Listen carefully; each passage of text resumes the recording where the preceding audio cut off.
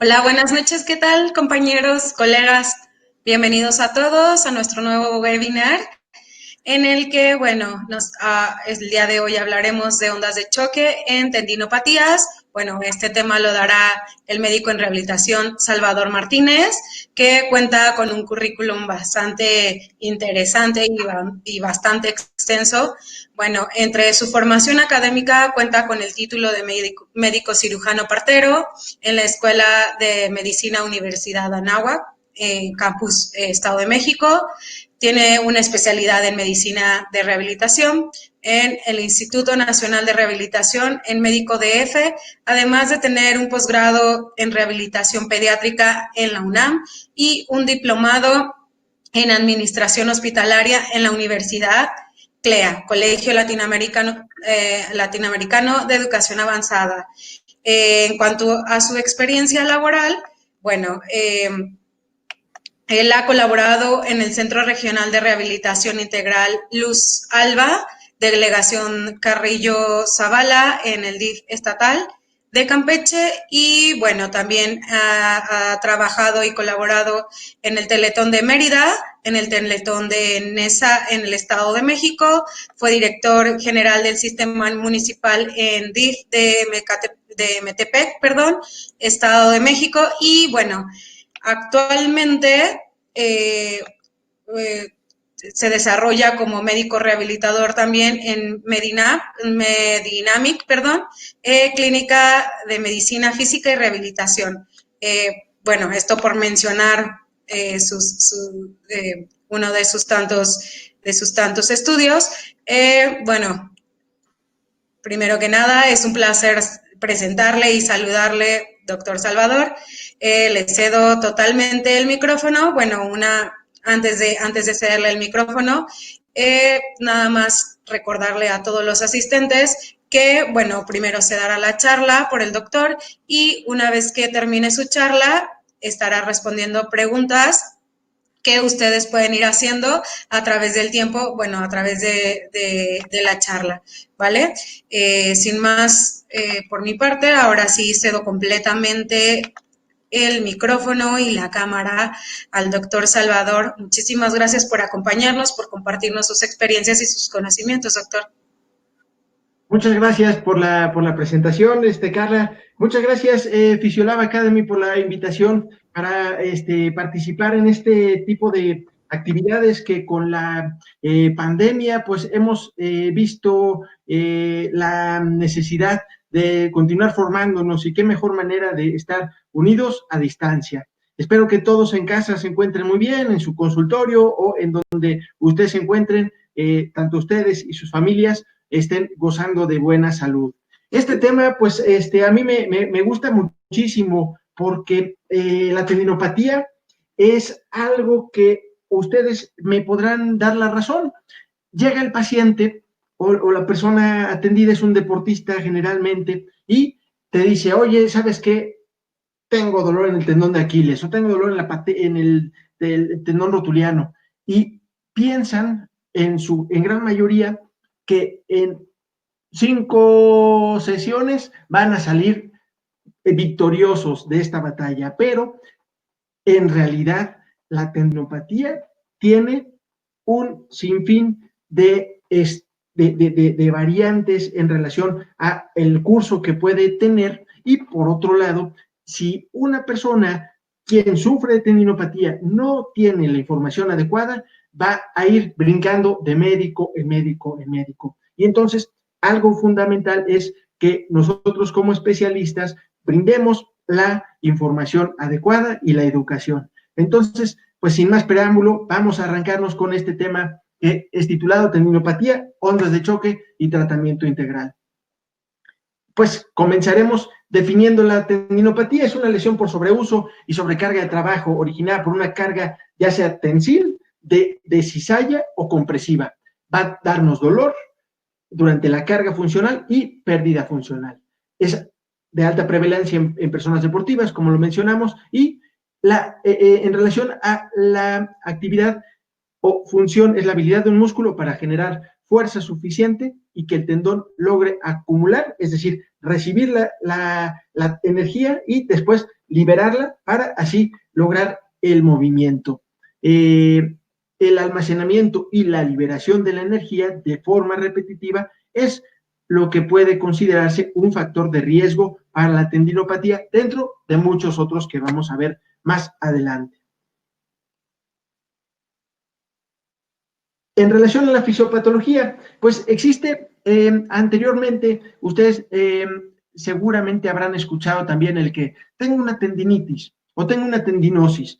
Estos términos han sido pues últimamente sacados de la terminología en relación a las lesiones del tendón debido a que se vio que en muchas ocasiones elementos inflamatorios estaban ausentes cuando se hacía un estudio histológico. Entonces, pues, ¿qué se encuentra en relación a la fisiopatología? Existen 4 modelos que presento aquí con ustedes. El modelo tradicional es sobrecarga de trabajo, inflamación, pero es lo que les platicaba, que los estudios histopatológicos encuentran en ocasiones ausencia de marcadores inflamatorios, por lo cual esta teoría tradicional ya fue descartada. El segundo modelo, el modelo mecánico, es por la lesión en las fibras de colágeno, en donde las fibras sanas, que son las conjuntas a las lesionadas, van a producir un dolor generado por el estrés secundario a la carga de trabajo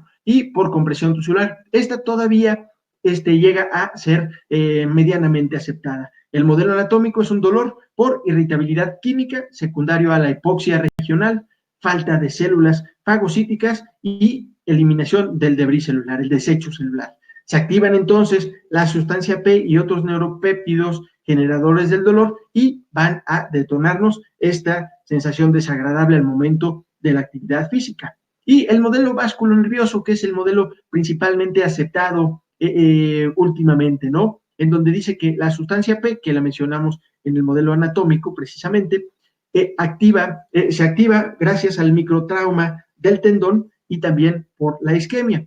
Va a generar esto un proceso cíclico de isquemia. Entonces, aquí en el diagrama podemos observar que va a haber isquemia, liberación de sustancia P y factor de crecimiento neural, y con esto va a haber una hiperinervación sensitiva en el sitio de lesión, y por eso es que este factor de nueva generación de fibras sensitivas que están dando, están llegando, están creándose en esta zona lesionada, puede ser motivo de dolor.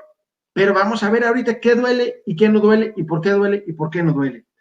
En esta plática, yo me basé en estudios y en papers clásicos, como el modelo del continuum, elaborado por Jill Cook y compañía en el año 2009.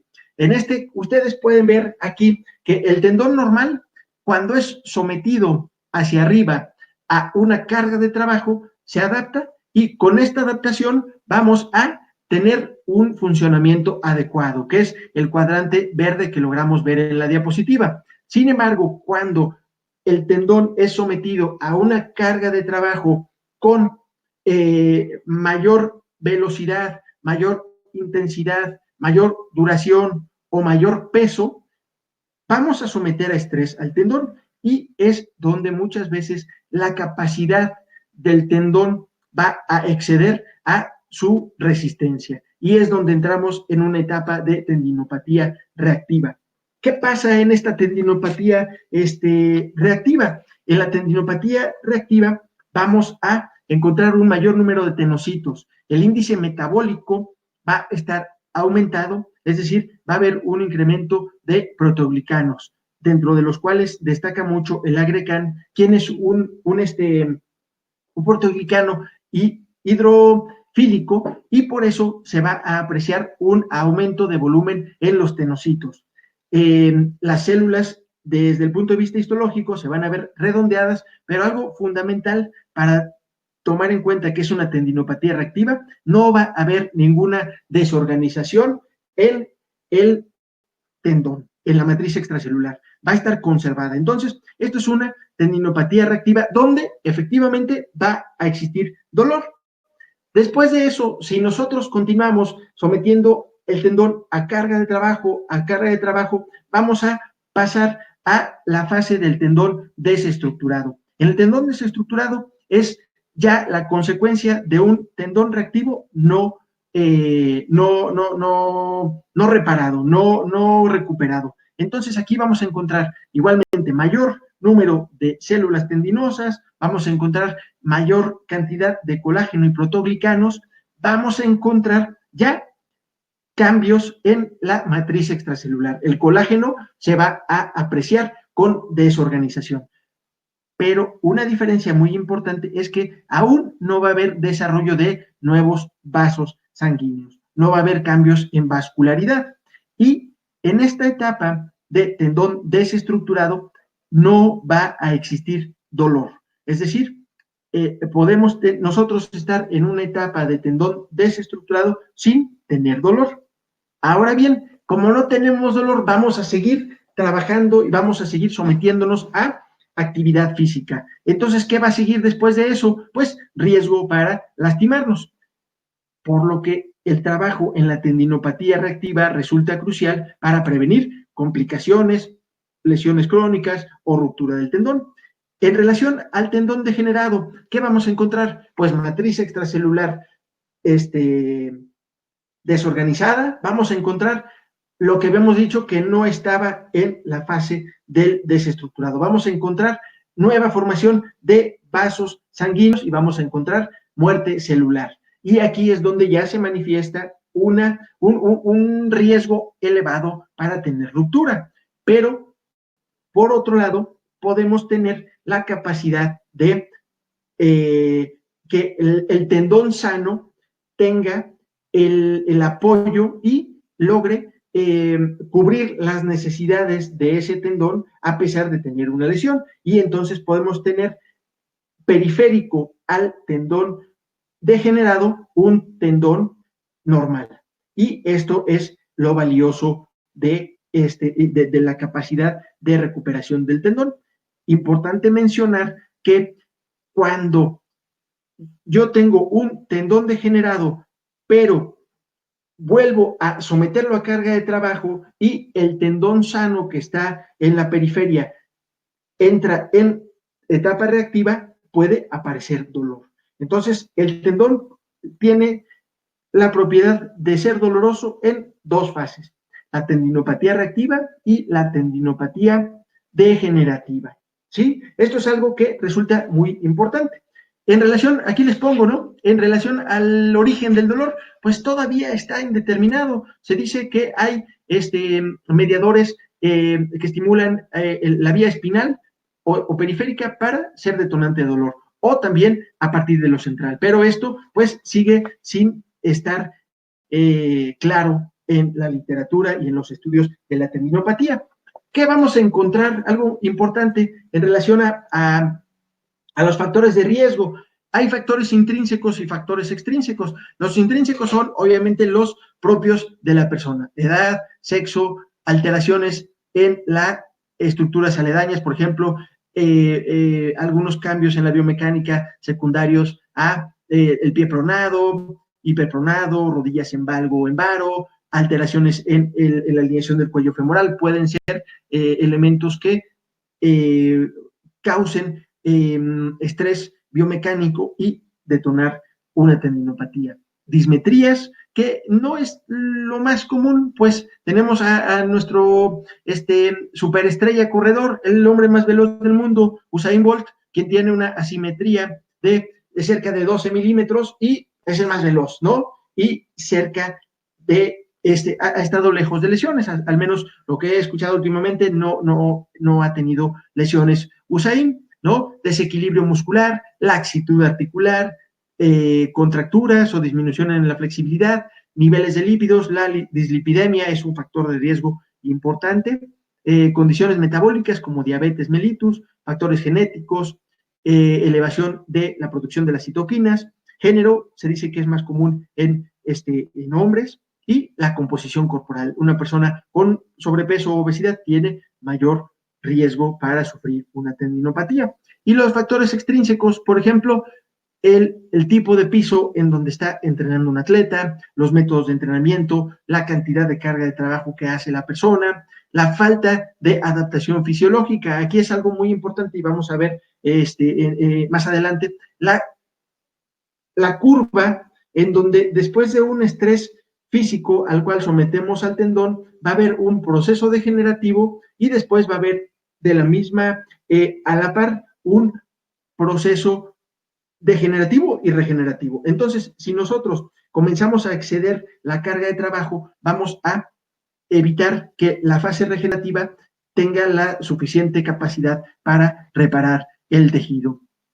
Error en la adaptación al entrenamiento, cambio de superficie en el entrenamiento, calentamiento insuficiente, entrenamiento inadecuado, tiempo insuficiente de recuperación, es lo que les comentaba, el recovery, importante, y zapatos de uso de calzado inadecuado. Estos son los factores tanto intrínsecos como extrínsecos. Que ya me eché un clavado a la Physiolab Academy y vi que Álvaro Altuve, quien es un gran estudioso del tendón, hizo un excelente abordaje en relación a los factores de riesgo. Si tienen oportunidad, échense un clavado para ver esta presentación que me parece bastante buena porque hace una integración muy completa sobre los factores de riesgo. Y otras condiciones que es importante tomar en cuenta, que no se nos escapen, porque muchas veces hacemos la historia clínica y nos encontramos que puede existir alguna condición reumática y esta puede ser por presencia de factores inflamatorios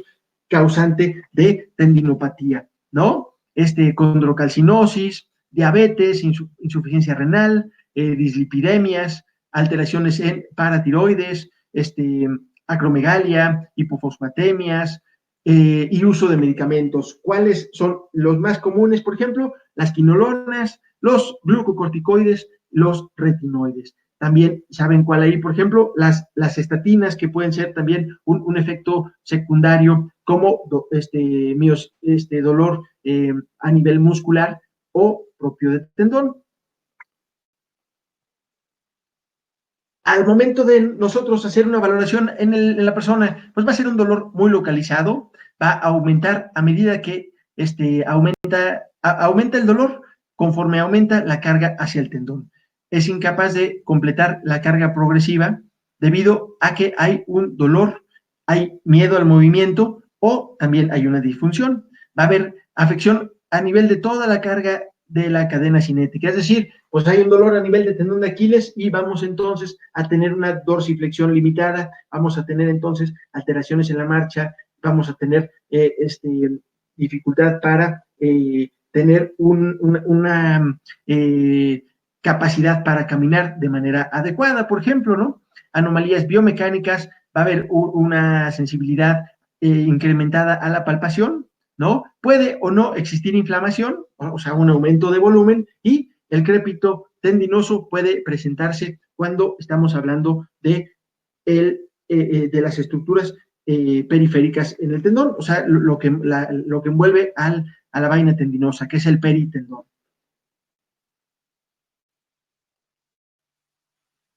En relación a la imagen, está es también un tanto difícil diagnosticarlo, pero habitualmente solemos basarnos en dos estudios, dos modalidades diagnósticas, la resonancia magnética y el ultrasonido, que puede incluir la sonoelastografía y también la presencia de el uso del ultrasonido Doppler para ver si encontramos alguna formación de neovasos y con esto ver si es un tendón degenerado o simplemente desestructurado, y con esto podemos también facilitar la estadificación del tendón y también ver si hay alguna ruptura o establecer un diagnóstico diferencial. Algo muy importante que tenemos que recordar es lo que les comenté al principio. Hay etapas en la tendinopatía en las cuales no va a doler. Entonces yo puedo solicitar un estudio de imagen y encontrarme una lesión muy grande en manguito rotador, pero sin dolor. Entonces, en ese caso, si el paciente está con una actividad funcional que no implica una discapacidad o no les está generando inconvenientes, pues en ese caso no es necesario someterlo a procedimiento quirúrgico, ni a terapia, ni nada por el estilo. Es considerado meramente como un hallazgo. El diagnóstico diferencial, pues aquí es algo muy importante, cuidar que logremos diferenciar en el dolor neural o dolor referido de articulaciones adyacentes, ya sea algún ligamento, alguna afección a nivel de cartílago articular, por ejemplo, en la tendinopatía aquilea, descartar un pinzamiento posterior, afecciones a nivel del nervio sural o tendones en la región medial, ¿no? Pues el tibial posterior, por ejemplo, ¿no? En relación al manguito rotador, además de la bolsa subacromial, tendinopatía de bíceps, desgaste articular, laxitud de la acromio clavicular, de la glenohumeral, alguna capsulitis adhesiva, radiculopatías, porque muchas veces es algo que la persona va a referir, un dolor en todo el hombro con dificultad de definir adecuadamente y con precisión el dolor que, como vimos en la exploración,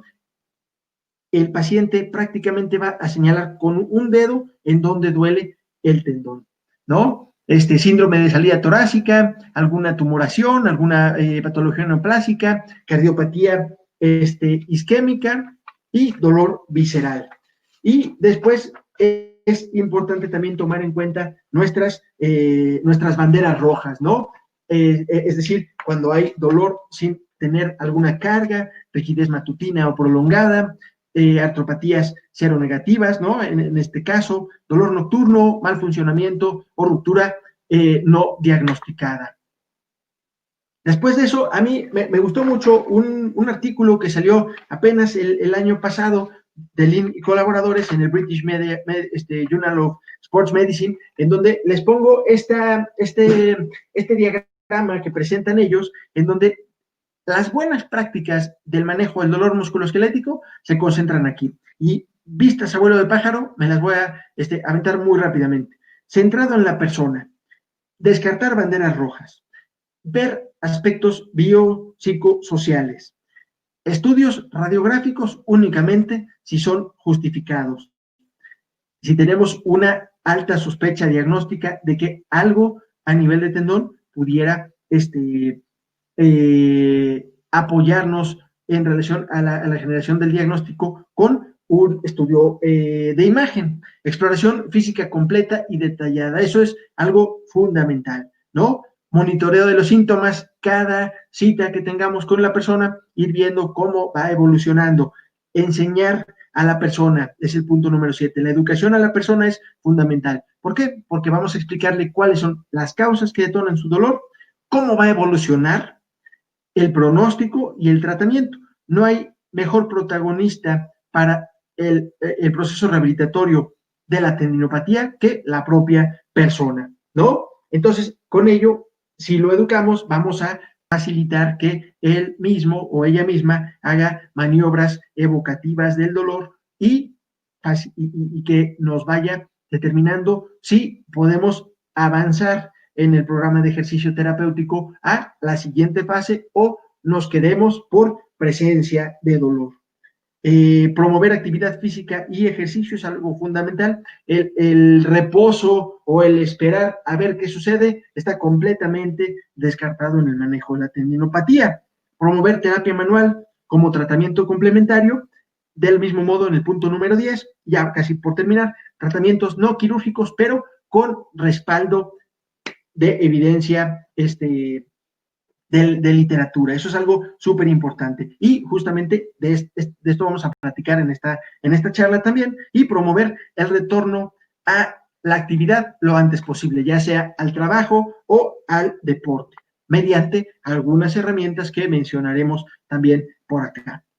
Eso en relación a buenas prácticas. Y bueno, pues en relación al tratamiento integral, fíjense que hay un buen artículo en donde que fue publicado por Cardoso, igualmente el año pasado, que se llama Current Trends in Tendinopathy, que está publicado en el Best Practice and Research Clinical of Rheumatology, donde mencionan estos aspectos. El programa del tratamiento integral incluye tener objetivos claros, manejo de los factores de riesgo, educar a la persona, control y gestión de carga, eliminar los factores de riesgo que me detonan el dolor y irlos incrementando progresivamente.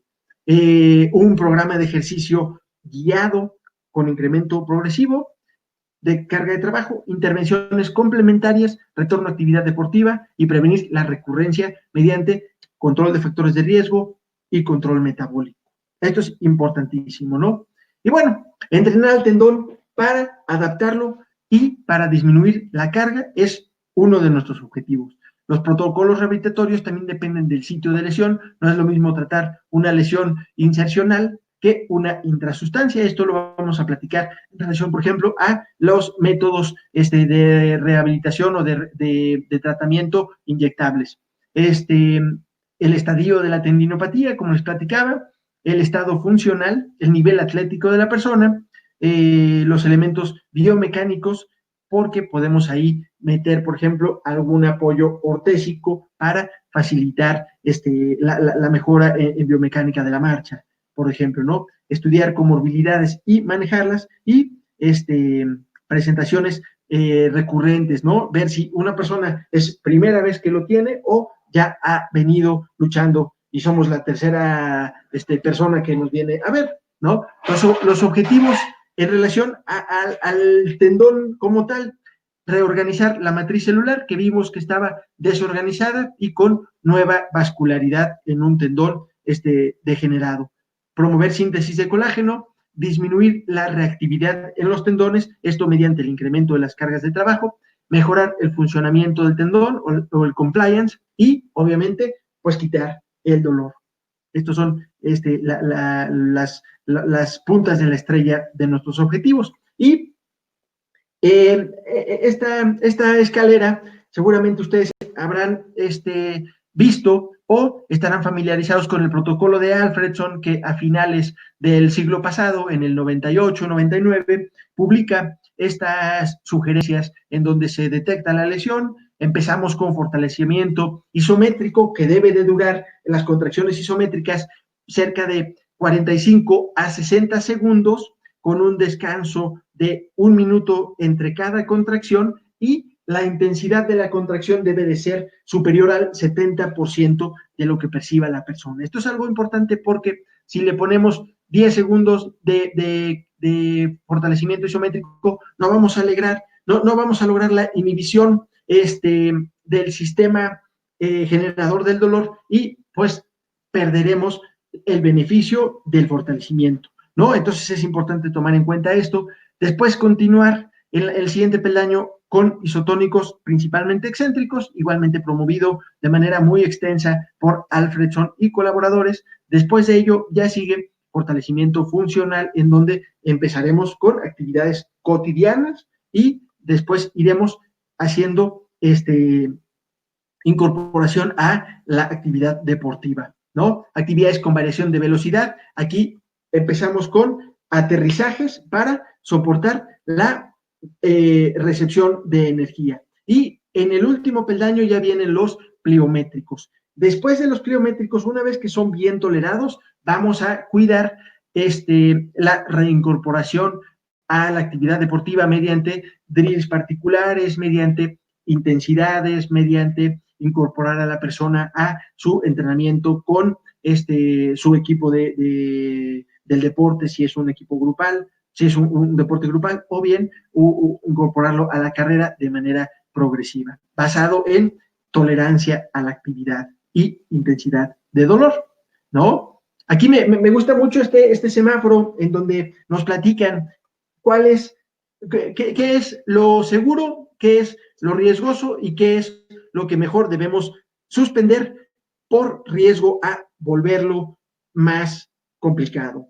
Entrenamiento seguro, una intensidad de dolor del 1 al 3. Es seguro y es algo que se puede tolerar y esperar. Entre 4 y 6 es un dolor ya moderado, en donde nos está reflejando, nos está mandando señales que es una intensidad excesiva. Yo aquí a mis pacientes les digo, estar entre 4 y 6 de dolor es como caminar en hielo delgado.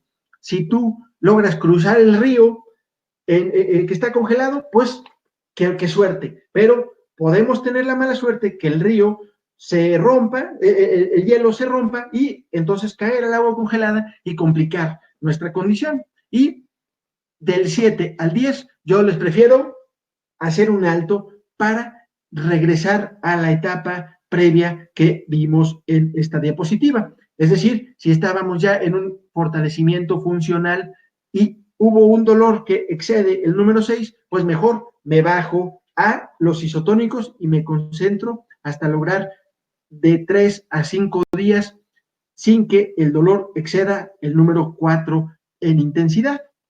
Esto tengo en mi plataforma de LinkedIn, tengo este diagrama con los protocolos de entrenamiento que con mucho gusto les puedo compartir. Y aquí precisamente viene a modo de resumen cómo pudiera ser el entrenamiento cuando ya una persona ha tolerado todas las fases del ejercicio terapéutico y ya estamos incorporándolo a su actividad deportiva.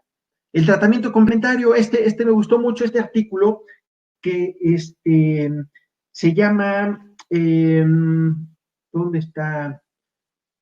Es el mismo, el de Cardoso, que viene estos aspectos, en donde menciona agentes electrofísicos, donde vienen nuestras ondas de choque, que platicaremos con detalle en un momento, medicamentos, inyectables, tratamientos pasivos, experimentales y cirugía. Entonces vamos a los electrofísicos. En los electrofísicos, fíjense que hablan particularmente de dos capítulos, las ondas de choque, en donde menciona que pues resulta un poco, bueno, este artículo lo hicieron en el 2019 y les voy a platicar de otro que me encantó, en donde en el 2020, en febrero, hacen, se llama López Simplicio y colaboradores, en febrero publican un artículo sobre el impacto metabólico de las ondas de choque en particular y nos aclara un poco más las vías que se activan para la regeneración de los tejidos, para la neovascularización, para la analgesia. Entonces dice que es generalmente seguro, tiene mejor eficacia cuando se combina con un programa de ejercicio. En lo particular, yo no recomendaría absolutamente a nadie a hacer un tratamiento pasivo sin trabajar lo que platicamos anteriormente, que es el ejercicio terapéutico. ¿Por qué motivo? Porque la tendinopatía se detona por una carga de trabajo excesiva. ¿Esto de qué está hablando? De que tus tejidos no son capaces de tolerar a lo que lo estamos sometiendo. Entonces, tenemos que trabajar ejercicio y estos otros métodos para acelerar nuestra recuperación o para ayudar a la persona a que su molestia no sea tan intensa. En relación a los otros agentes electrofísicos, vieron aquí Dingue Maese, en el 2012 hicieron un metaanálisis en donde incluyen diversas modalidades, de las cuales únicamente el láser y el ultrasonido pulsátil dan analgesia a corto plazo. Entonces, pues, si estamos en una etapa de un dolor muy intenso, como manejo analgésico, se pueden considerar estas dos particularmente. Por lo demás, yo les sugeriría que no pierdan tiempo, no hagan gastar el dinero del paciente y nos aboquemos a lo que realmente nos sirve, que platicaremos en un momentito. AINES. Dicen por ahí que los antiinflamatorios no esteroideos bajan la inflamación y cuando tenemos una etapa, una lesión aguda, es súper importante respetar esta cascada inflamatoria porque va a detonarnos después la fase proliferativa y, por último, la fase de regeneración. Si nosotros interrumpimos la fase inflamatoria, vamos a entorpecer todo el proceso regenerativo natural. Entonces, pues no es conveniente utilizarlos y yo prefiero en estos casos usar más bien paracetamol, tramadol para cuidar esos aspectos, ¿no? Además de que tenemos a largo plazo factores de riesgo gastrointestinales y cardiovasculares asociados. Ojo, la administración tópica, por otro lado, minimiza efectos secundarios y su eficacia es comparable a la vía oral. Entonces, pues, alguna pomada o algún parche con antiinflamatorio puede ser una sustitución que pudiéramos llegar a considerar. La terapia triple, aquí hay un esquema que nos presenta nos presenta este autor Cardoso, donde incluye el ibuprofeno, que es un antiinflamatorio, la doxiciclina y el té verde o los omegas 3. Dice que la doxiciclina inhibe metaloproteinasas y con ello previene descomposición de colágeno y matriz extracelular, por lo cual evita que un tendón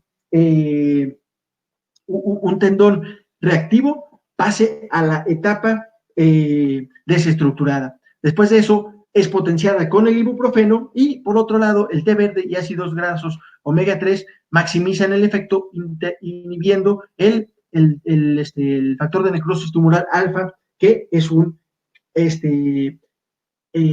factor inflamatorio. Entonces, pues, nos va a ayudar mucho. Por otro lado, los parches de trinitato de glicerol liberan óxido nítrico, promueve síntesis de colágeno y puede ser beneficioso para tendinopatías crónicas. Entonces, pues es importante cuidar este aspecto y contemplar el manejo farmacológico también. Los inyectables corticosteroides, pues sabemos que más que ayudarnos, la literatura reporta que tiene un efecto positivo en unos 3 meses, pero después de eso, ¿qué va a hacer? Nos va a convertir en un tejido friable, un tejido con mayor riesgo de sufrir una lesión, por lo que no lo recomendaría, a menos que se trate de una condición inflamatoria y en lugar de hacer una aplicación localizada, lo podríamos aplicar de manera intramuscular y de ese modo evitamos pues el riesgo alto de generar que el tejido se convierta en un tejido friable, ¿no? Platicábamos en relación a la ubicación de las lesiones y para eso nos ayuda, por ejemplo, el ultrasonido. Si es una lesión localizada en el sitio de la entesis, ¿no? En donde se inserta o se originan los tendones, tanto el PRP, plasma rico en plaquetas, como la proloterapia han mostrado resultados muy favorables. Lamentablemente, la metodología de los estudios no han sido, ha sido difícil generar entonces una recomendación en donde pongamos las manos a fuego por el tratamiento. Sin embargo, en personas que son ya muy experimentadas, en personas que tienen ya múltiples publicaciones a favor de proloterapia, como el doctor Hauser, que tiene publicaciones importantes en estas áreas, pues se ha visto que hay un buen resultado. En relación al plasma rico en plaquetas, es factible hacer la infiltración en el sitio intralesional, a diferencia de la proloterapia, ¿no? En relación a la escleroterapia, se infiltra polidocanol con el objetivo de generar una neovascularidad en el tendón y con ello, pues, disminuir el dolor y hacer un tejido más rígido. Tengo aquí, les presento estudios de revisiones sistemáticas de proloterapia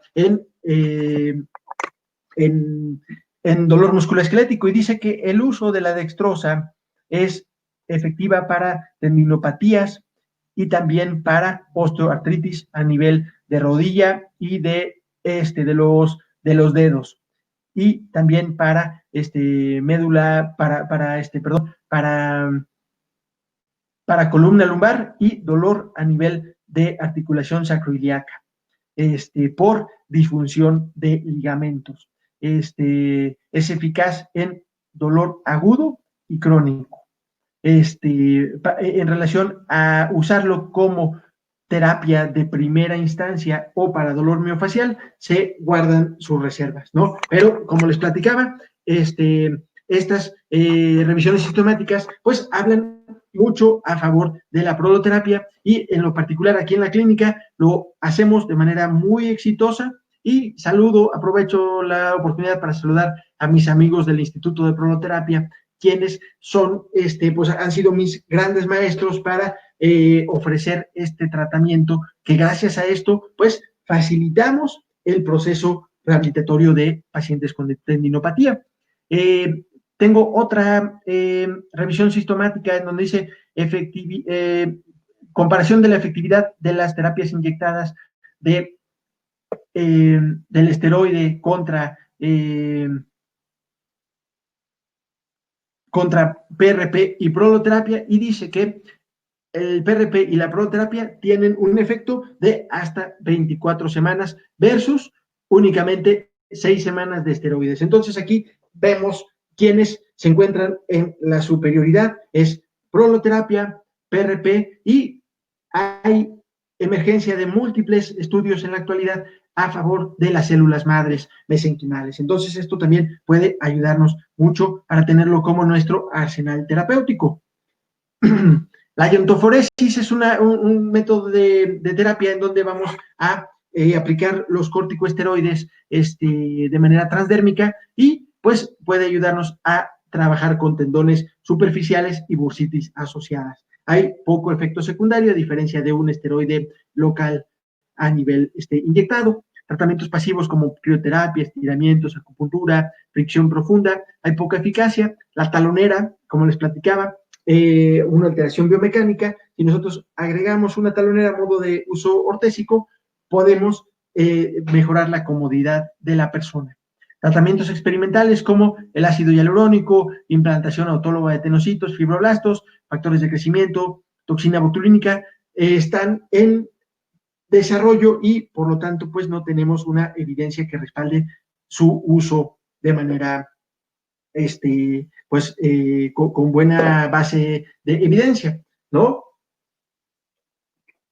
La cirugía es considerada tras haber agotado todas las otras alternativas, y debido a la gran variedad de procedimientos quirúrgicos, hay resultados variables. Incluso, si no me equivoco, el British Journal of Sports Medicine ha publicado recientemente artículos en donde desalientan el uso de artroscopía terapéutica para la tendinopatía del manguito rotador. Y entonces, por eso, pues tenemos aquí mucho más oportunidad las personas que hacemos medicina regenerativa con PRP, con proloterapia, con células madres, para tratar exitosamente sin llevar a la persona a un gasto innecesario, a un procedimiento quirúrgico que posiblemente pueda ser manejado exitosísimamente con estos medios que hemos platicado. Vámonos con las ondas de choque, que pues el título lo menciona, y entonces vamos a platicar de ello con detalle.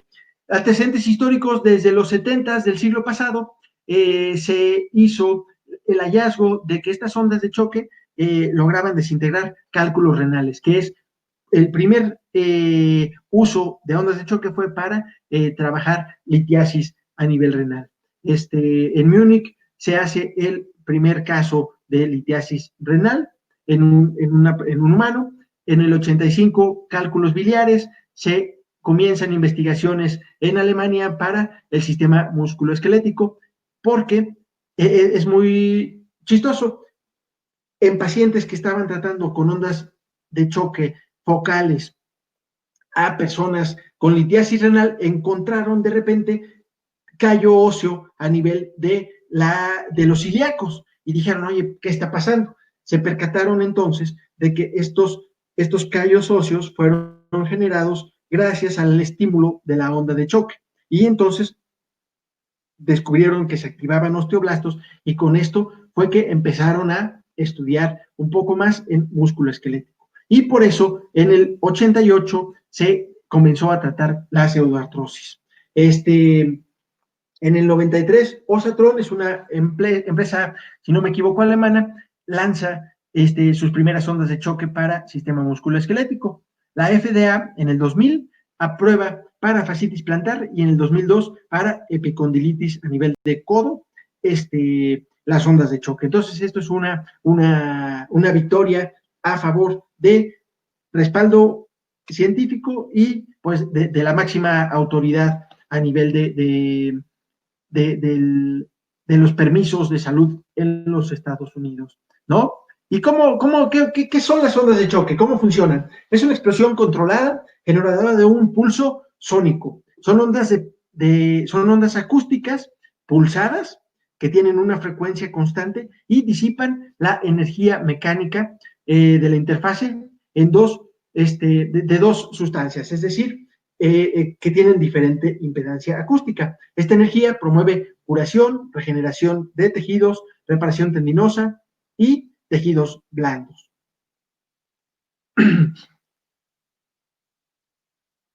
Vemos aquí, en esta gráfica, cómo la presión positiva se va a elevar de manera significativa muy rápidamente. En 10 nanosegundos vamos a tener el punto más alto de intensidad que está, perdón, de amplitud, que son 100 milipascales, ¿no? Y después cae súbitamente para tener una onda corta de presión negativa. Entonces hay presión positiva de muy alta, una muy alta presión positiva y después una caída más lenta de presión negativa.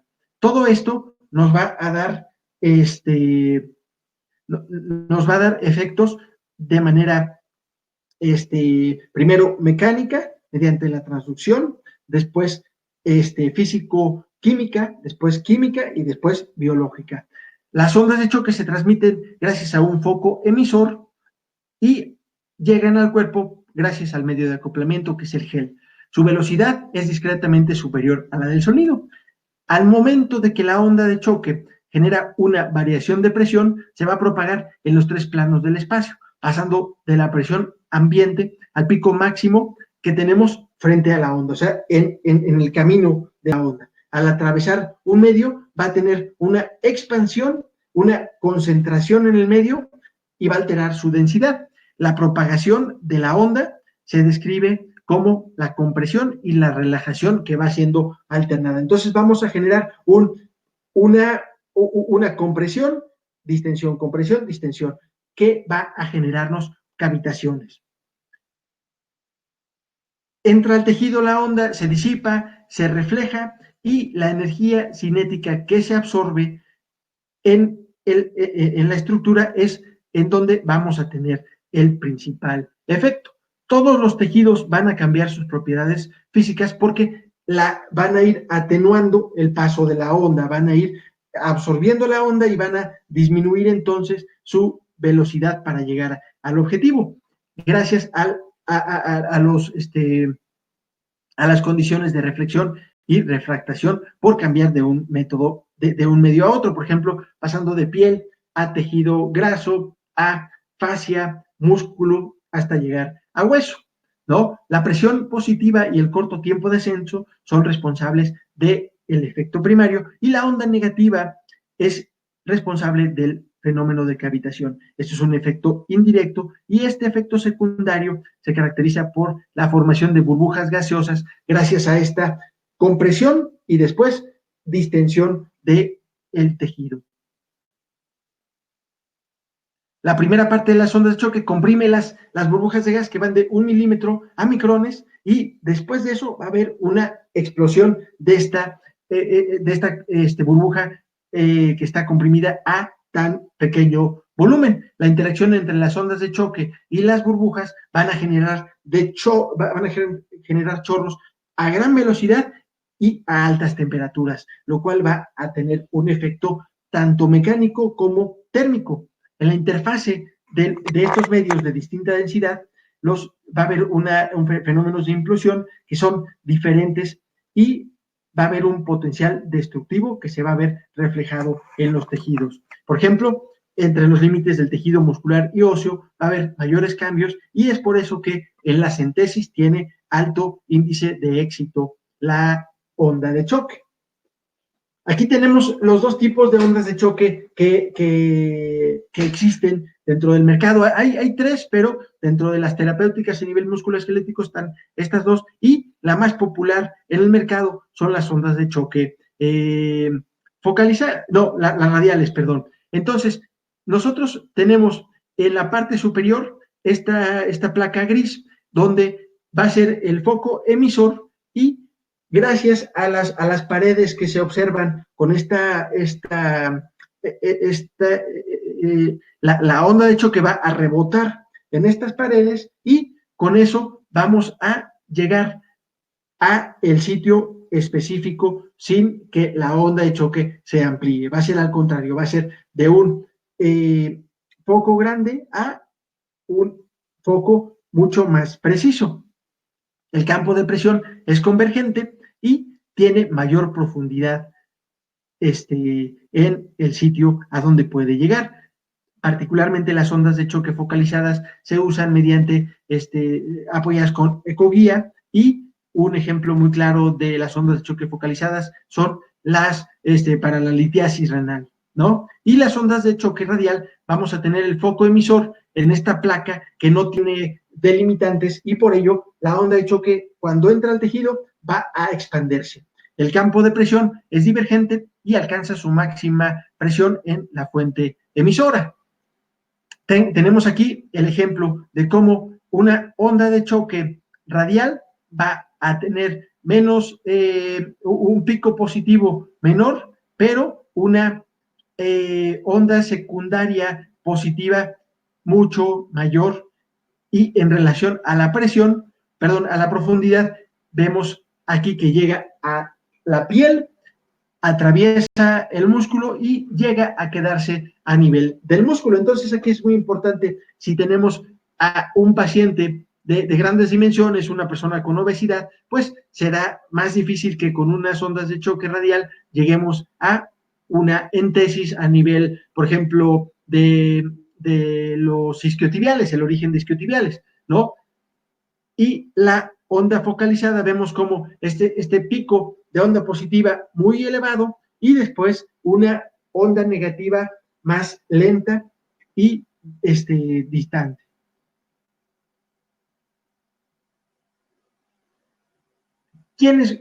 ¿Cómo se genera esta onda? Hay tres tipos de sistemas de generación. El electrohidráulico, en donde una bujía va a generar una descarga y se transmite gracias a un medio acuoso. Ahorita vamos a ver un ejemplo. El electromagnético es una fuente generadora, es una bobina eléctrica que tiene dos campos magnéticos y este cambio de polos va a separar esta placa y va a impulsar a modo de pistón el transmisor. Y el fenómeno piezoeléctrico, vamos a tener piezoelementos formados en una bandeja esférica que van a lanzar ondas que van a ser esféricas y autoenfocantes. Aquí tenemos el ejemplo. El efecto hidráulico es en la primera imagen superior izquierda de su pantalla, ¿no? Donde la bujía es la porción negra, se emite una onda y gracias a este contenedor que tiene una forma cóncava, va a emitir la onda de choque hasta llegar al tejido. El fenómeno piezoeléctrico, los cuadritos que se aprecian en la imagen superior derecha son los piezoelementos que van a producir las ondas y gracias a la conformación o la alineación de estos van a tener un efecto focal. En relación a la onda de choque electromagnética, la fuente generadora, vamos a tener la placa cargada de magnetos y al momento del cambio de polaridad vamos a empujar un pistón, que es como lo logramos apreciar en la imagen inferior derecha, que el pistón que vamos a ver en la flecha que indica el número 15, el pistón va a empujar el foco emisor y vamos a tener un efecto de impacto en el transductor. Algo muy importante, una particularidad de la consistencia de la emisión. Va a haber el efecto en relación a las ondas electrohidráulicas. Si se fijan ustedes, la presión es inestable. Esto por la particularidad del foco emisor, pero en relación al sistema piezoeléctrico y el electromagnético, vamos a tener una onda regular de amplitud homogénea, y esto pues nos da certezas de que el tejido va a tener el tratamiento homogéneo, ¿no? Cuando aplicamos ondas de choque con intensidad alta, podemos causar daño, analgesia y regeneración en los tejidos. Y es por eso conveniente utilizar no la intensidad más alta, porque vamos a producir un daño en los tejidos. Es conveniente usar la intensidad moderada, donde vamos a tener curación y analgesia únicamente. Y la intensidad baja se usa para condiciones asociadas a dolor. En relación a los efectos mecánicos, vamos a tener daño en pared arterial, hemorragia intersticial celular, vamos a tener microlesiones, vamos a producir una respuesta inflamatoria, dispersión de la sustancia P, vamos a tener hiperestimulación de nociceptores, y gracias a esto se va a tener un fenómeno inhibitorio a nivel cortical, activación del proceso biológico de la regeneración tisular. Esto son los efectos mecánicos. Ahora bien, ¿cuáles son las fases? Les platicaba en relación a las fases, que son la fase física, que es generada por las ondas, a grosso modo. Va a haber cavitaciones, ionización molecular, incremento en la permeabilidad de la membrana celular. Y gracias a este incremento de la permeabilidad de la membrana va a participar principalmente el calcio en la fase físico-química. Va a haber difusión de radicales libres en la fase físico-química y la interacción de biomoléculas. Esta interacción de biomoléculas va a estimular a la fase química, quien va a ser la que nos va a detonar las señales de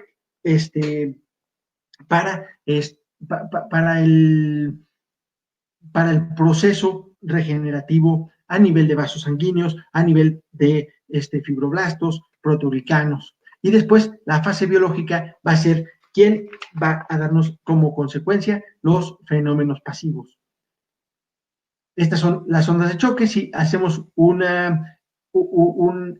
aplicamos las ondas de choque a 4 bares, que sería la intensidad a un hertz, y con un cabezal de 15 milímetros, observamos aquí cavitaciones grandes, separadas y escasas. Cuando incrementamos la frecuencia, observamos cavitaciones más pequeñas y más juntas. Y cuando incrementamos aún más la frecuencia hasta 15 Hz, vemos cómo hay un efecto prácticamente total en el sitio donde se está aplicando.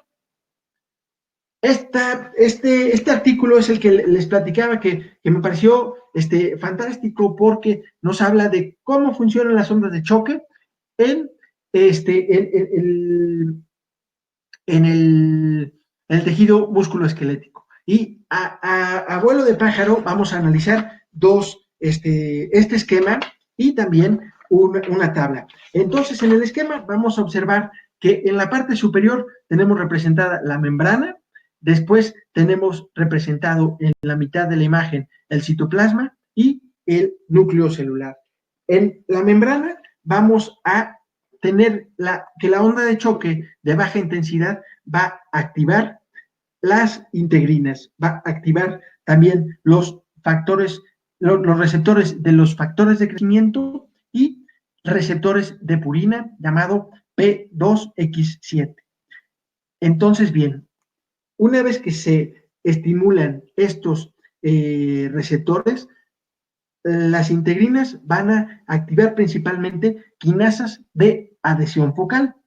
Los receptores de factores de crecimiento van a activar principalmente otros factores de crecimiento, y también estos que se llaman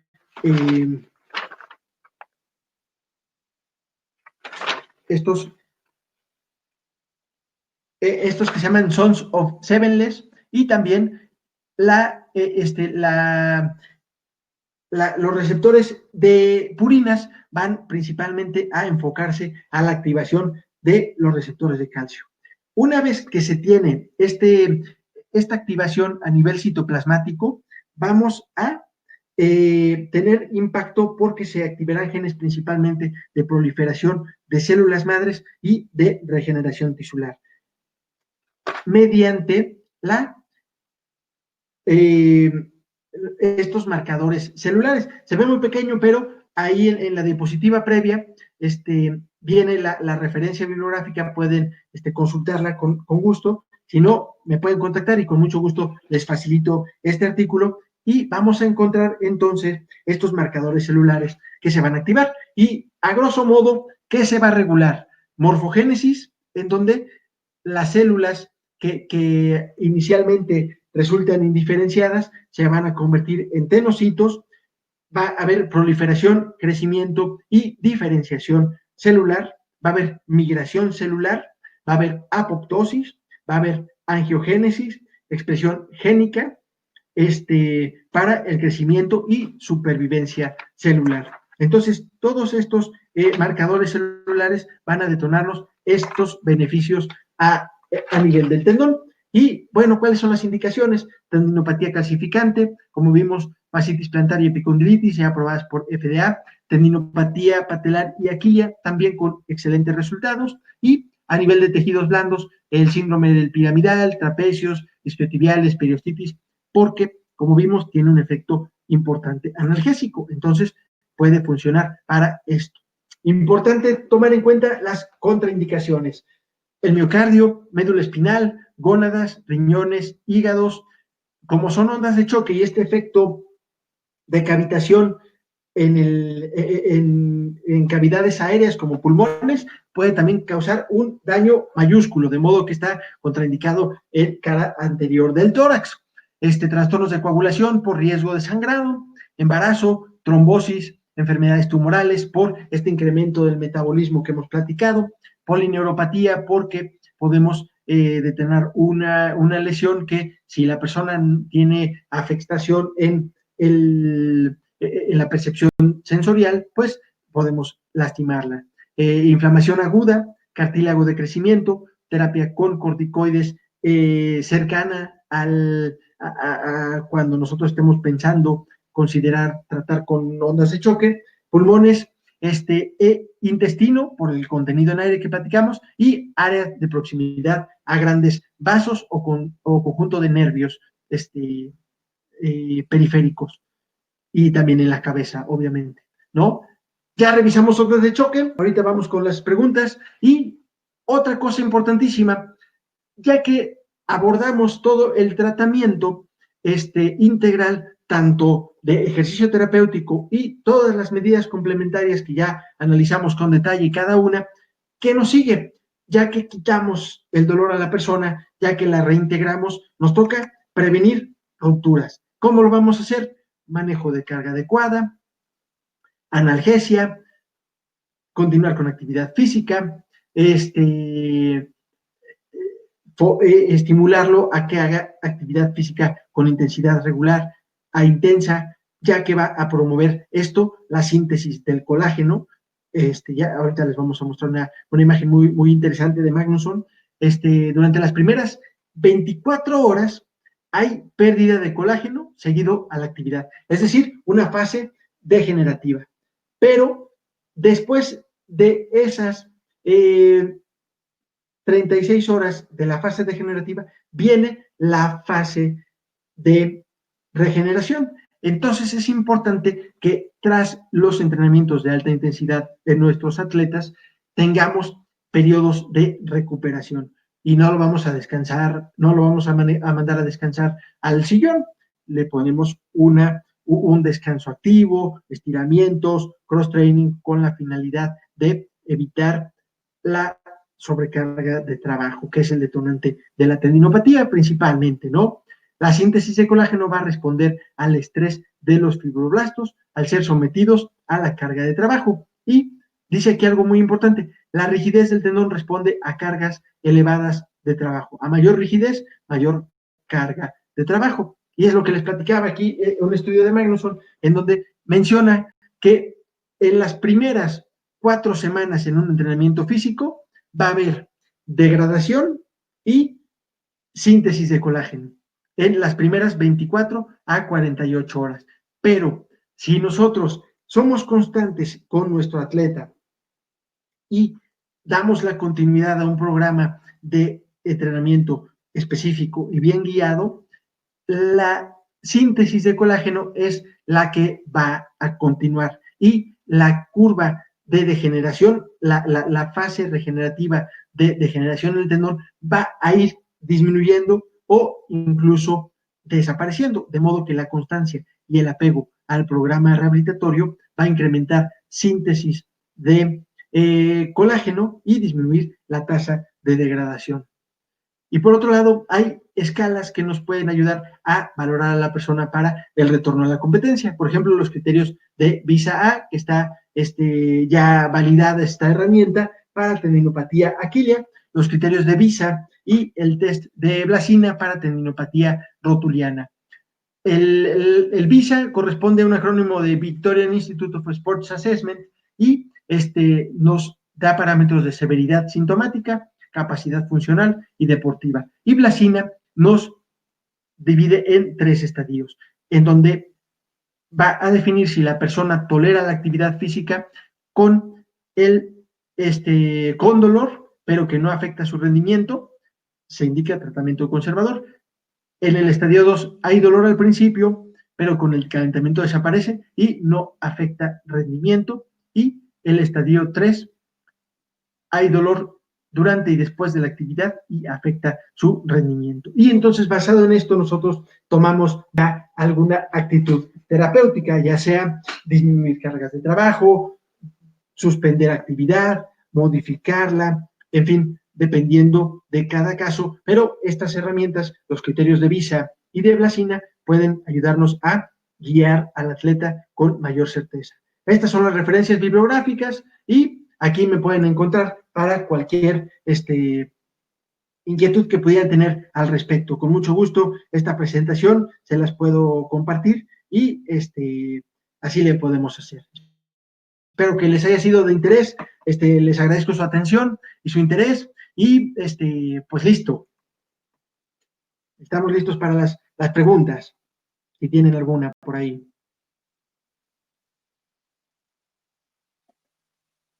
Aquí estamos esperándolas. Tuvimos cerca de 1,700, cerca de 1,700 en el auditorio, entonces yo creo que fue un número bastante bueno. Nos pregunta Laura Yalín Cruz, entonces, ¿qué opina de la crioterapia como tratamiento inicial? ¿Interfiere con el proceso inflamatorio?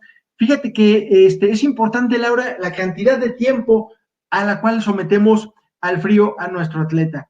Si lo sometemos un periodo de 5 a 8 minutos, vamos a cumplir con un objetivo analgésico, pero no vamos a interferir en el proceso inflamatorio, que si lo dejamos más de 20 minutos, porque luego la gente vive con hielo, si lo dejamos más de 10 a 15 minutos, vamos a ya intervenir en el efecto inflamatorio que queremos que continúe. Entonces, esto es algo que tenemos que cuidar y es completamente aceptado y resulta muy importante usar el hielo en dolor post actividad física, pero moderar su tiempo de 5 a 8 minutos y aplicarlo cada 4 horas es algo que yo les puedo recomendar. Telma Delfín nos comenta, sugiere el tratamiento de los contrastes en las primeras horas. Yo te preferiría el tratamiento con hielo al principio, como ya le comenté a Laura, Telma.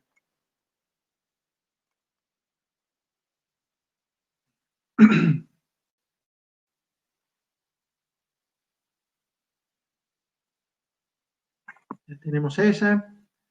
¿Cuál otra?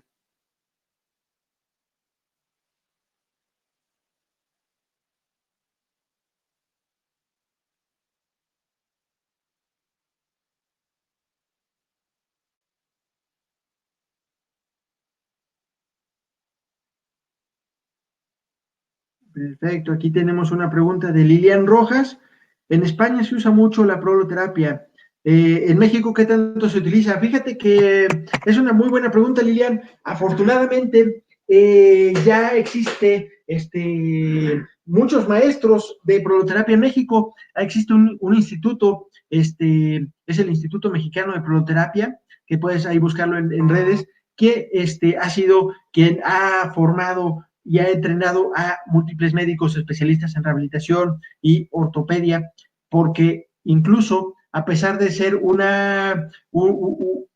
tratamiento pues no quirúrgico, ya los ortopedistas, tras haber comprendido que muchas veces el someter a un paciente a un procedimiento quirúrgico puede correr más riesgo y sin tener el mismo éxito, entonces comenzar con un manejo conservador como la proloterapia puede resultar fundamental. Entonces, está comenzando a crecer este tratamiento aquí en México, afortunadamente, y yo es de lo que principalmente promuevo aquí en la clínica. Hania Itzel, en fases agudas, ¿qué tratamiento recomiendo? Pues en fases agudas, Hania, lo que vimos en la escalera, comenzar primero con manejo analgésico, y en relación a ejercicio terapéutico, podemos usar contracciones isométricas al principio, manejo de cargas de trabajo, manejo de cargas de trabajo, estudiar todos los factores de riesgo que pudieran haberme detonado la tendinopatía y ir evolucionando, ir incrementando cargas de trabajo en base a la tolerancia de la persona tras hacer maniobras de evocación del dolor para ver si vamos evolucionando por buen cauce. En relación a medios físicos, pues platicábamos que el ultrasonido y el láser pueden tenernos efectos a corto plazo, entonces si los tenemos disponibles, pues usarlos como medida complementaria. Complementaria, porque aquí lo que vimos que resulta muy importante, y hay un texto que está publicado por Vanderbilt y colaboradores, que dice, ¿qué tratamiento es el más efectivo en tendinopatía aquilia? Y hicieron un metaanálisis en donde encontraron 29 ensayos clínicos controlados, dentro de las cuales encuentran 42 tratamientos distintos. Dentro de los principales son el ejercicio, métodos de inyección como escleroterapia, proloterapia, PRP, ondas de choque, acupuntura, órtesis y suplementos alimenticios. Los tratamientos más efectivos y más valiosos, ¿sabes cuáles fueron? El ejercicio terapéutico y se menciona ejercicio terapéutico, inyectables y ondas de choque. Entonces, es lo que podemos manejar. Dice, ya le respondimos a Jania. Abraham del Bosque, dentro de las corrientes, ¿qué tan efectiva es la EPI en el tratamiento de las tendinopatías?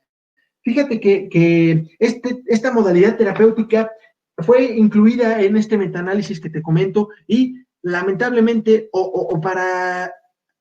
lamentablemente para quienes la promueven, no está respaldada, no se ve un beneficio significativo en contra de las otras a las que fue comparado la EPI. Entonces, yo sugeriría no utilizarla porque dentro de la revisión bibliográfica que hicimos para esta presentación no destaca. Entonces, pues, en ese caso, como menciona en este diagrama de las buenas prácticas que les presenté, que son 11 puntos, tratamiento científicamente comprobado. Si no está comprobado, es de moda, pero no estamos brindando un beneficio que sea avalado por respaldo científico. Entonces yo no lo usaría hasta que existan herramientas que acrediten el valor de este tratamiento. Ese es para Abraham. Dulce María dice Vargas, ¿el paciente qué debe sentir al momento de aplicar ondas de choque? Esa es una excelente pregunta. No son nada placenteras, Dulce María. Duele, pero dentro del mecanismo de acción de analgésico, justamente entra aquí una hiperestimulación de las fibras sensoriales en donde vamos a generar una inhibición de la corteza, de la corteza sensitiva para percibir el dolor. Entonces, como consecuencia de esta hiperestimulación, hiperexcitación de fibras sensitivas para el dolor, vamos a tener una respuesta favorable. Entonces, duele, vamos a sentir punzadas, con particularmente en el sitio más específico de la tendinopatía. Dice Paula Abril Cervera, ¿por qué se usan las ondas de choque en el espolón calcáneo si no llega al hueso? Buenísima pregunta, Paula. Aquí depende de la profundidad, ¿no? Vimos en el diagrama de las ondas radiales y las focales. Las ondas de choque pueden llegar fácilmente a hasta unos entre 3 y 5 centímetros. Entonces, pues no tenemos una capa grasa de más de 5 centímetros en la planta del pie, de modo que sí llegan las ondas de choque y es algo importante a tomar en cuenta y es una muy, muy buena pregunta. Arina Saldívar pregunta, ¿no es mejor usar ondas de choque a alta intensidad en tendones degenerados para dañar el tendón y después utilizar terapias activas para restablecer la dirección de las fibras del colágeno? Es una muy buena pregunta, Ariana. Irina Saldívar.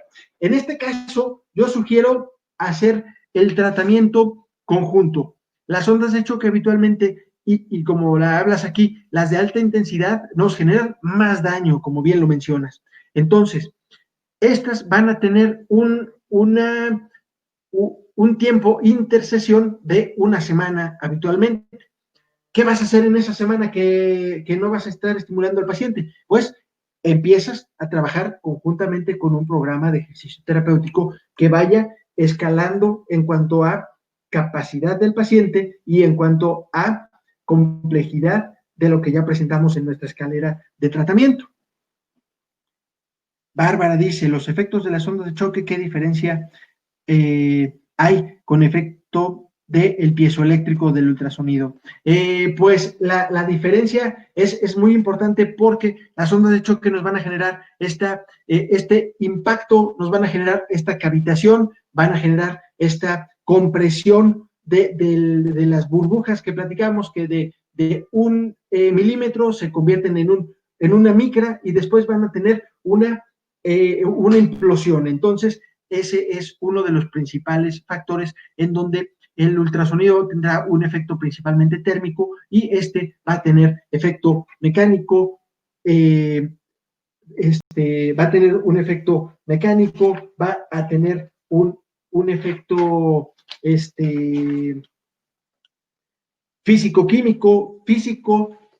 un efecto físico, físico-químico, químico y biológico. Entonces son múltiples diferencias las que existen entre uno y otro. Y por otro lado, en cuanto a efectividad, vimos también en esta revisión bibliográfica que el ultrasonido tiene efectos a corto plazo versus largo plazo, como las ondas de choque que pueden durarnos hasta más de 18 meses basado en la literatura. Dice Bárbara, ya le respondimos a Bárbara. Aide Paola Gómez, ¿cómo podemos dosificar el tratamiento de ondas de choque? Esa es una buena pregunta, Aide. Basado en la profundidad del tejido, es la intensidad de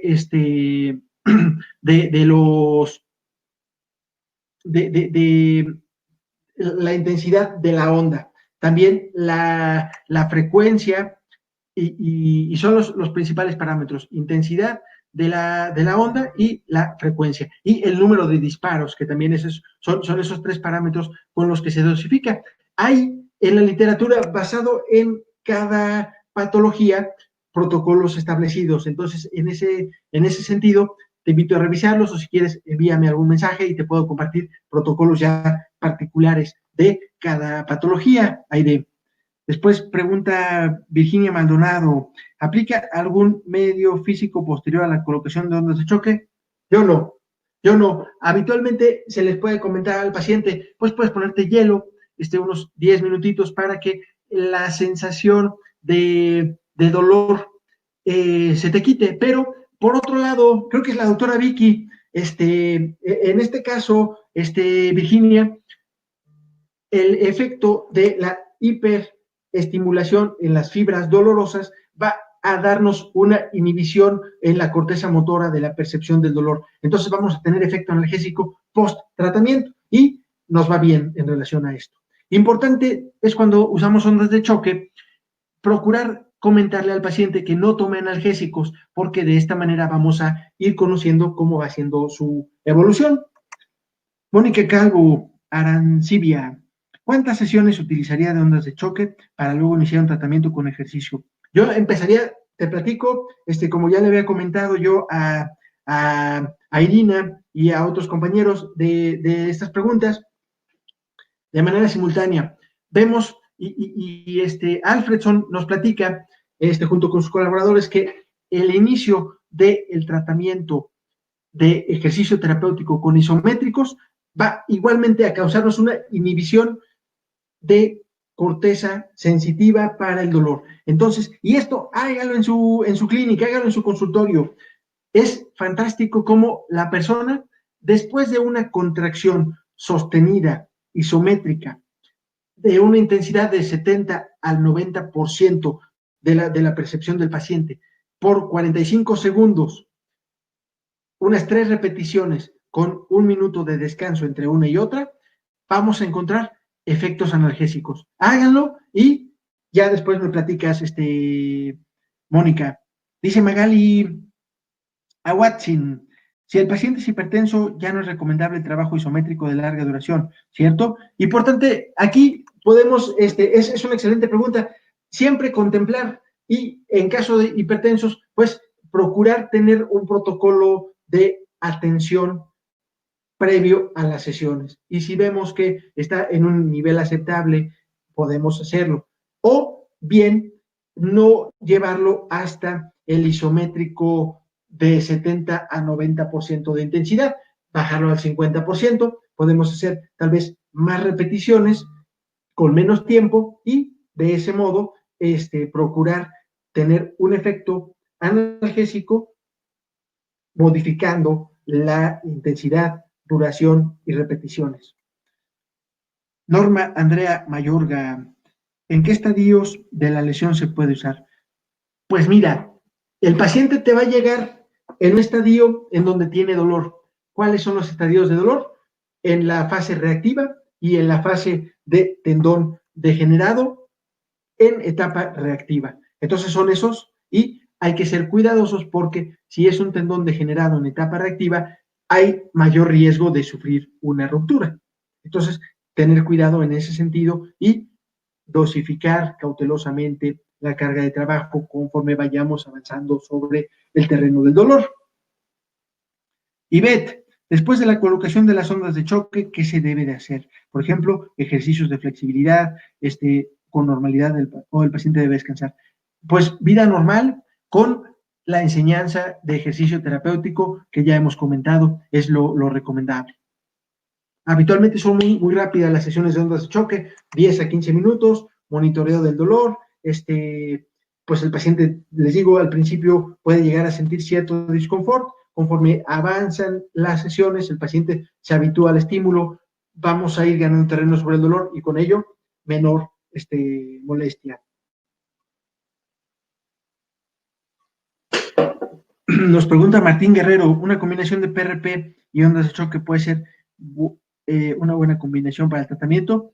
Yo en este caso, Martín, te sugeriría empezar de conservador a invasivo y ir escalonando conforme a resultados. Si vemos que tu manejo conservador no está teniendo el resultado óptimo, entonces te invito a hacer a incorporar las ondas de choque. Si vemos que después de unas 4 a 7 sesiones de ondas no ha mejorado tu paciente, pudiéramos entonces ya pensar en realizar el procedimiento de con PRP o con proloterapia, según sea el caso. Yo tengo pacientes, por ejemplo, cuando es una lesión en la parte intermedia del tendón, me voy directo con ondas de choque porque el PRP tiene un costo mayor y entonces posiblemente el paciente prefiera, por cuestiones económicas, optar por el tratamiento conservador. Pero cuando yo veo mediante un ultrasonido y en una fase dolorosa que hay una lesión en el tendón, pues ya no me voy con las ondas de choque, me lanzo directo con el PRP porque mediante ecoguía vamos a tener una dirección muy precisa y con alto índice de éxito para el tratamiento de esa lesión. Me pregunta Bárbara, los efectos de las terapias con choque piezoeléctrico, electromagnético y electromagnético. Es diferente equipo de onda de choque. Es diferente equipo de onda de choque. El más común en el mercado actualmente es el electromagnético y el electromecánico. El piezoeléctrico es muy, muy costoso porque son estos piezoelementos los que pueden, en caso de que falle uno, ya empieza a haber distorsión de la onda y puede afectar el funcionamiento del equipo. Marí pregunta, en caso de fibrosis en el tendón de Aquiles, luego de una cirugía por ruptura completa, ayudarían las ondas de choque para eliminar la fibrosis del tendón. Fíjate que en este caso, nos puede ayudar a modo analgésico. Recordemos que las ondas de choque van a facilitar la proliferación del tejido. Entonces, si nosotros estamos buscando ganar movilidad, yo ahí preferiría usar otra modalidad terapéutica que nos brinde analgesia para facilitar una mejor tolerancia a la movilidad, a las manipulaciones, o bien usar ondas de choque de baja intensidad con una intensidad pequeña y tener este efecto meramente analgésico, sin el efecto regenerador. Rubén Arrieta nos dice qué tan recomendado es el ozono en las tendinopatías y qué tan recomendables son las corrientes interferenciales. Mira, el ozono tiene buen efecto antiinflamatorio y hay revisiones sistemáticas en donde el ozono todavía, lamentablemente, no hay suficiente evidencia para ser mencionado en este artículo que te platicaba, en donde se hizo una revisión por parte de Vanderbilt apenas en el 2020, en febrero, en donde dice qué tratamiento es el más efectivo para tendinopatía. El ozono todavía no lo mencionan, entonces, pues yo por esto de falta de evidencia, yo no sugeriría tenerlo tan presente. Corrientes interferenciales, pues a modo de analgésico, como ya lo sabes, se puede usar con la limitación de que es una terapia a corto plazo, que te va a un efecto de corto plazo. Alfonso Sergio Zamorano Guerrero, magnetoterapia combinada con ondas de choque, ¿qué tan recomendable es? Pues en caso de una pseudoartrosis, te puede ir de super lujo, te puede ir bien.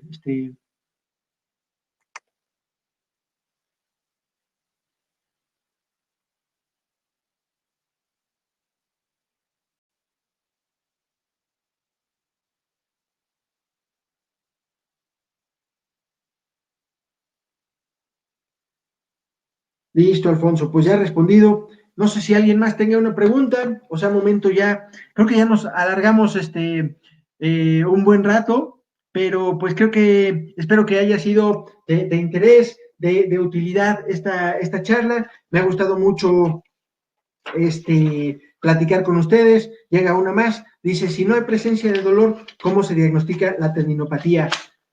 Pues ahí tenemos de dos, que se presente porque es un tejido, una tendinopatía en fase desorganizada, que va a progresar a una fase degenerada, y esta fase degenerada después tenga su etapa reactiva, o que regrese a una etapa reactiva y regrese a la normalidad. ¿Cómo lo diagnosticas? Pues con presencia de dolor o con ruptura.